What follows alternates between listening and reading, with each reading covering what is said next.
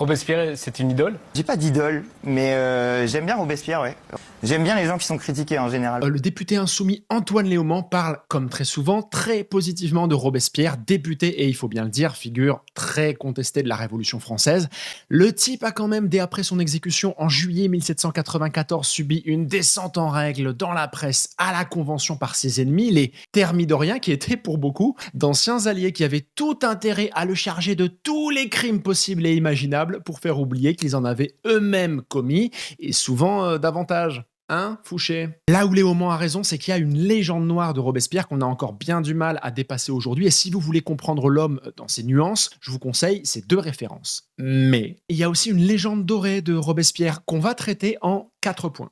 Robespierre, c'est quelqu'un qui s'est battu pour le droit de vote des Juifs, pour le suffrage universel. Tout ça, on peut lire dans l'intro de la fiche Wikipédia sur Robespierre. Je sais qu'Antoine Léaumont a lu des biographies, donc pas de faux procès, mais ça manque d'autant plus de nuances. Pour le suffrage universel, alors oui, il l'a défendu, mais il ne l'a jamais établi. Battu pour le droit de vote des Juifs, alors là, il fait référence à un discours de Robespierre du 23 décembre 1789 qui porte sur l'accès des Juifs et des comédiens aux fonctions publiques, ce qui implique d'en faire des citoyens, mais le cœur de son discours ce jour-là, ce n'est pas le droit de vote que les Juifs obtiendront par le décret d'émancipation de 1791, pour lequel Robespierre n'a joué aucun rôle particulier. Après 1789, il ne revient pas sur le sujet. Qui s'est battu pour l'abolition de la peine de mort aussi. Alors là, ça paraît sacrément contre-intuitif, et pourtant, le 30 mai 1791, il demande bien, je cite, que la peine de mort soit abrogée. Mais l'histoire n'est pas un bloc, on ne peut pas réduire un individu à un moment. 1 an et demi plus tard, Robespierre vote pour la mort de Louis XVI, et en mars 1793, il propose un article de loi pour la peine de mort en cas de conspiration contre la République. Alors,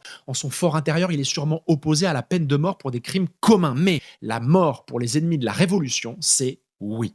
Robespierre, c'est quelqu'un qui s'est battu pour l'abolition de l'esclavage. Alors là, c'est un nom massif. Robespierre était opposé à la traite, c'est-à-dire au commerce des esclaves. Mais il n'était pas membre de la Société des Amis des Noirs. Il s'est opposé en 1791 à la constitutionnalisation de l'esclavage. Mais il ne s'est jamais prononcé pour son abolition immédiate. Et quand, à l'été 1791, les esclaves de Saint-Domingue se révoltent, Robespierre ne réagit pas. Et il n'a joué aucun rôle de premier plan dans l'adoption du décret de février 1794 qui abolit l'esclavage grâce à l'implication de Danton de Delacroix, mais pas la sienne. Cela dit, Léaumont apporte une nuance. L'erreur fondamentale de Robespierre, c'est de ne pas avoir compris la place des femmes dans la Révolution. Alors oui, mais c'est un peu anachronique. Dès 1789, on débat des droits des femmes, elles en obtiennent, et dans le même temps, Robespierre fait preuve d'une misogynie assez agressive dans ses déclarations, mais comme la majorité des députés de l'Assemblée puis de la Convention, c'est un homme de son temps. Vous l'aurez compris, en histoire, il faut de la nuance. En tous les cas, il ne faut pas juger le passé en fonction de nos valeurs contemporaines, ou alors, c'est autre chose. Ce n'est pas de l'histoire, c'est de la commémoration.